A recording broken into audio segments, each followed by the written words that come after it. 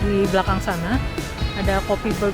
Pemerintah Hindia Belanda saat itu berkomunikasi dengan negaranya seperti apa di Belanda.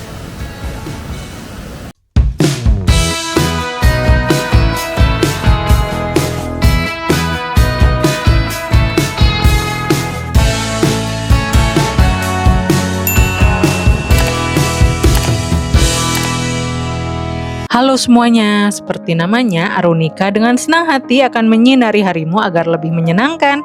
Kali ini Arunika mau ngajak kamu jalan-jalan ke Wana Wisata Gunung Puntang di Kabupaten Bandung, Jawa Barat. Enjoy watching! Terletak di kawasan pegunungan yang asri, Wana Wisata Gunung Puntang menawarkan suasana sejuk dan udara segar, serta keindahan alam Gunung Puntang yang alami. Tempat ini sempurna untuk melepas penat, berwisata sambil menikmati hutan pinus yang rindang. Untuk wisatawan Nusantara, dikenakan tiket masuk seharga Rp28.000 per orang. Dan untuk kendaraan pun dikenakan tiket masuk sesuai jenis kendaraannya. Berlokasi di Jalan Gunung Puntang, Kabupaten Bandung, Jawa Barat, Wana Wisata Gunung Puntang memberikan berbagai pilihan destinasi di dalamnya. Mulai dari wisata edukasi radio Malabar sambil menikmati Berg Coffee, mengarungi Sungai Cigeruh, hiking ke Puncak Mega, hingga camping. Pada kali ini, Arunika akan mengunjungi sisa bangunan stasiun Radio Malabar dan Berg Coffee. Yuk ikut! Halo semuanya, saat ini aku sedang di Berg, di Gunung Puntang, Kabupaten Bandung. Aku mau masuk ke dalam. Sebenarnya ini kali kedua aku kesini. Dan dalam bagus banget sih, bekas radio zaman penjajahan dulu. Lihat langsung.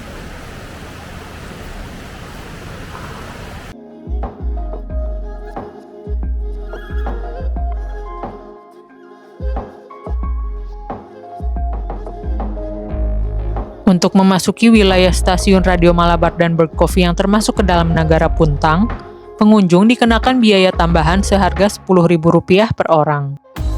Kontur alam yang sangat mendukung membuat pemerintah Hindia Belanda merasa tertarik untuk menjadikan gugusan pegunungan selatan Bandung sebagai basis pertahanan. Hal ini terbukti dengan banyaknya ditemukan jejak peninggalan, seperti halnya di lembah Gunung Puntang yang ditemukan puing-puing bekas bangunan peninggalan Belanda berupa stasiun radio serta perumahan pegawainya. Stasiun Radio Malabar yang kini berusia sekitar 100 tahun merupakan stasiun radio terbesar yang dibangun oleh pemerintah Hindia Belanda pada tahun 1917 sampai dengan 1923. Saking modernnya, stasiun pemancar yang dirancang oleh insinyur elektro kenamaan lulusan Jerman bernama Dr. Insinyur Cornelis Johannes de Groot itu sempat diperhitungkan dan masuk ke dalam sejarah perkembangan radio dunia karena menjadi penghubung komunikasi Indonesia dan Belanda sejauh 12.000 km. Stasiun Radio Malabar memakai jaringan antena yang dibentangkan sepanjang 2 km antara Gunung Puntang dan Gunung Halimun untuk memancarkan gelombang radio dan menggunakan salah satu alat transmisi paling kuat yang pernah dibuat, yakni dengan kekuatan sebesar 2.400 kW. Aku sekarang udah di dalam nih, di dalam area stasiun Radio Malabar. Belakang tuh ada bekas bangunannya. Ini tuh dulunya kolam, cuman sekarang kan udah kering kayak gitu.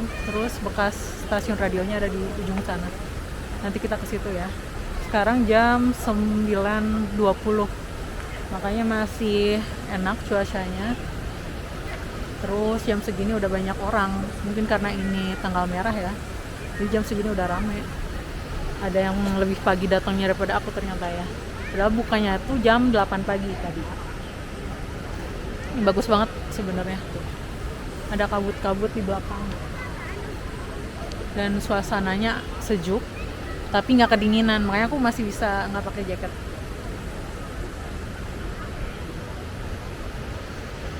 Di belakang sana ada Kopi Berg. Enak sih, aku pernah nyoba. Nanti kita cobain ya, cobain lagi. Tapi aku mau jelajahin dulu bekas stasiun Radio Malabar. Didorong oleh situasi Perang Dunia I yang tidak memungkinkan ketersediaan kabel, serta rentan secara teknis dan politis, maka dipilihlah koneksi gelombang panjang untuk menghubungkan Belanda dengan Hindia Belanda. Sistem pemancar tanpa kabel atau nirkabel ini merupakan satu-satunya dan pertama di dunia. Sebagai pendukung tenaga listrik, dibangunlah PLTA Dago, PLTA Plengan, dan PLTA Lamajan, serta PLTU di Dayakolot. Untuk mengenang peristiwa telekomunikasi bersejarah ini, didirikan dua patung laki-laki tanpa busana yang tengah mengapit 3/4 bola dunia. Patung pertama menaruh tangan-tangannya di mulut, yang menandakan tengah berteriak, sedangkan patung yang satu lagi menaruh tangan kanannya di telinga, seolah sedang mendengarkan. Namun saat ini sudah tidak ada yang tersisa. Pernah terpikir nggak pemerintah Hindia Belanda saat itu berkomunikasi dengan negaranya seperti apa di Belanda? Nah, waktu itu mereka membangun suatu stasiun radio terbesar untuk berkomunikasi ke negaranya di Belanda, yang sekarang letaknya ada di belakang aku ini. Tapi kondisinya sudah sehancur ini. Karena saat itu begitu mendengar bahwa Jepang akan masuk ke Indonesia, mereka menghancurkan beberapa alat penting di dalam stasiun radio ini. Kemudian, pada tahun 1946, pejuang Indonesia menghancurkan bangunan ini menggunakan dinamit dengan tujuan agar penjajah tidak menggunakan bangunan ini. Seperti ini hasilnya. Sebuah kolam juga dibangun di depan bangunan megah tersebut. Kolam tersebut berbentuk hati yang tidak simetris. Banyak masyarakat menyebutnya sebagai kolam cinta karena bentuknya seperti hati. Namun, dalam beberapa literatur, kolam cinta bukanlah berbentuk hati, melainkan busur panah yang menunjukkan arah kota Den Haag, Belanda. Saat ini, kolam cinta tidak berisi air lagi, melainkan ditutup menggunakan kayu. Di belakang aku ada yang namanya kolam cinta. Kenapa? Karena bentuknya seperti hati nih, di bagian tengah ini. Cuman sekarang udah nggak bisa digunakan, udah ditutup tuh. Kita juga nggak bisa masuk ke area situ, karena sedang dalam masa perbaikan. Kalau dulu pertama kali aku kesini, aku masih bisa ke tengah situ. Jadi kita bisa foto dengan latar belakang bekas gedung stasiun radio. Masa kejayaan stasiun Radio Malabar mulai memudar akibat Perang Dunia II. Radio Malabar menghadapi berbagai rintangan, seperti kerusakan dan keterbatasan dalam teknologi komunikasi serta kurangnya tenaga terampil di bidang penyiaran. Keadaan semakin memburuk dengan kedatangan Jepang pada tahun 1942, yang mulai menguasai fasilitas yang sebelumnya dioperasikan oleh Belanda. Pasukan Jepang berhasil merebut stasiun ini dari kontrol Belanda dan menggunakannya sebagai stasiun radio militer untuk memperkuat komunikasi mereka selama Perang Dunia II. Namun, sebelum Jepang dapat mengambil alih sepenuhnya, para teknisi Belanda yang bekerja di sana menghancurkan sebagian besar peralatan penting untuk mencegah penyalahgunaan oleh pihak musuh.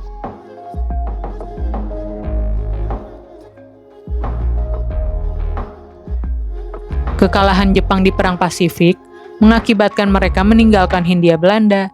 Setelah Jepang hengkang dan Belanda ingin menguasai kembali Indonesia, pada peristiwa Bandung Lautan Api tahun 1946, para pejuang menghancurkan berbagai fasilitas strategis, termasuk stasiun Radio Malabar, dalam upaya menghambat gerak maju tentara sekutu yang hendak kembali menguasai Bandung. Sejak saat itu, stasiun ini tidak pernah kembali beroperasi dan hanya menyisakan reruntuhan sebagai peninggalan sejarah.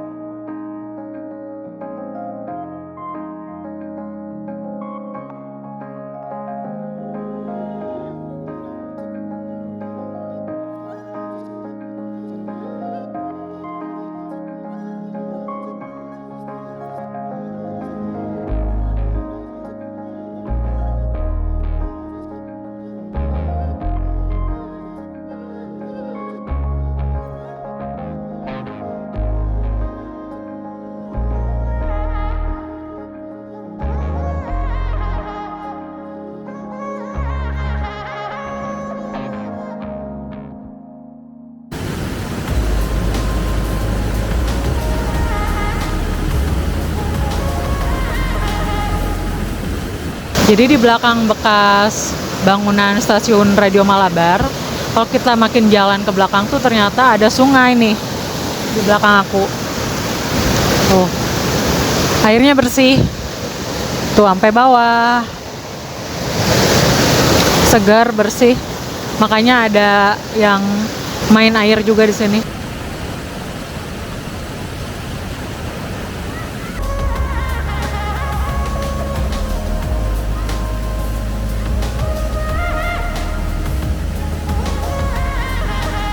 Dengan teknologi gelombang panjang yang canggih, Stasiun Radio Malabar memainkan peran penting dalam komunikasi sipil, militer, dan maritim. Sayangnya, kejayaannya berakhir akibat pendudukan Jepang dan peristiwa Bandung Lautan Api. Kini, yang tersisa hanyalah puing-puing yang menjadi saksi bisu kehebatan teknologi masa lalu. Meskipun demikian, upaya pelestarian dan penelitian terus dilakukan agar generasi mendatang dapat mengenal warisan sejarah ini. Stasiun Radio Malabar menjadi pengingat betapa pentingnya inovasi dalam komunikasi dan bagaimana teknologi telah membantu membentuk dunia modern. Setelah cukup lelah mengelilingi bangunan Stasiun Radio Malabar dengan cuaca yang cukup panas, sangat cocok untuk meredakan dahaga dengan menikmati minuman yang menyegarkan. Kafe yang sejuk di kaki Gunung Puntang ini menawarkan berbagai menu, mulai dari kopi, non-kopi, mocktail, dan makanan, dengan kisaran harga mulai dari Rp22.000 sampai dengan Rp454.000. Coffee shop yang dibuat di dalam karavan ini selalu ramai dikunjungi. Berg Puntang buka setiap hari mulai pukul 8 WIB sampai dengan pukul 20 WIB. Awalnya, coffee shop ini dibuat khusus untuk pengunjung yang camping di Nagara Puntang. Namun ternyata karena tingginya antusiasme, akhirnya dibuka untuk umum. Menu es kopi susu masih menjadi favorit para pelanggannya. Di antaranya adalah Jaya Wijaya, Tambora, dan Bromo, dengan harga Rp34.545. Keunikan rasa dari Jaya Wijaya adalah es kopinya begitu lembut, manis, dan creamy. Sedangkan Tambora memiliki perpaduan rasa yang gurih, karena adanya foam keju berpadu dengan lembutnya kopi.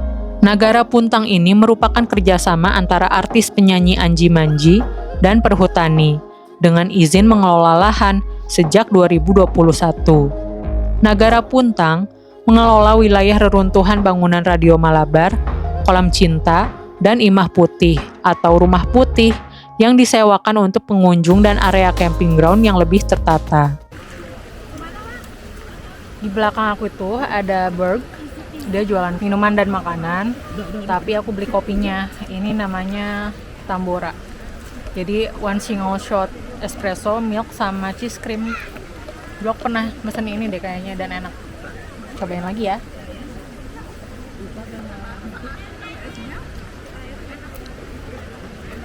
Kerasa banget sih cheese creamnya. Dan nggak enak, nggak kemanisan. Buat aku pas.